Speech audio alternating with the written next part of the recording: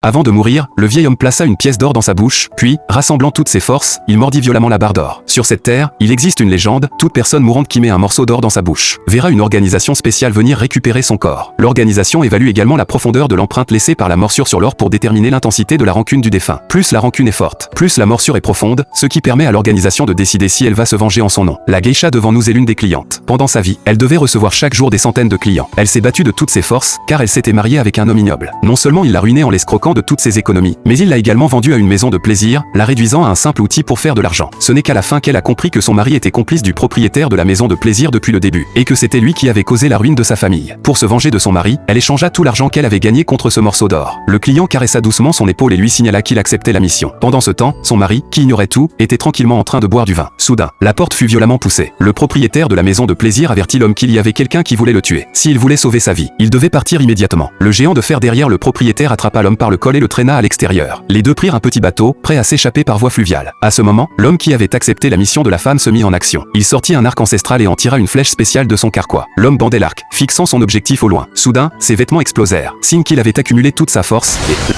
la flèche, semblable à une arme nucléaire, s'envola, détruisant instantanément leur petit bateau. L'homme tomba dans l'eau, mais il nagea rapidement vers la rive. Cependant, alors qu'il pensait être en sécurité, un autre membre de l'organisation apparut. Ses chaussures avaient des lames en acier, profitant du moment où l'homme était désorienté. Il sauta au-dessus du fleuve et le trancha d'un coup d'épée. L'autre cible, le propriétaire du casino, était le véritable coupable. À ce moment, une jeune fille attendait déjà à la porte. Le propriétaire, aveuglé par son désir, ne pensait qu'à la séduire, ignorant que le danger approchait lentement. Un jeune homme aux cheveux blancs s'approcha, déposa un léger baiser sur un bandeau doré, puis l'enroula autour du visage du propriétaire. Ce dernier ressentit immédiatement une sensation d'étouffement, se débattit quelques instants, puis mourut sans un bruit. Le jeune homme aux cheveux blancs se débarrassa de son manteau, révélant un tatouage de la Vierge Marie dans son dos, symbole qu'il était venu pour expier les péchés des âmes les plus corrompues de ce monde.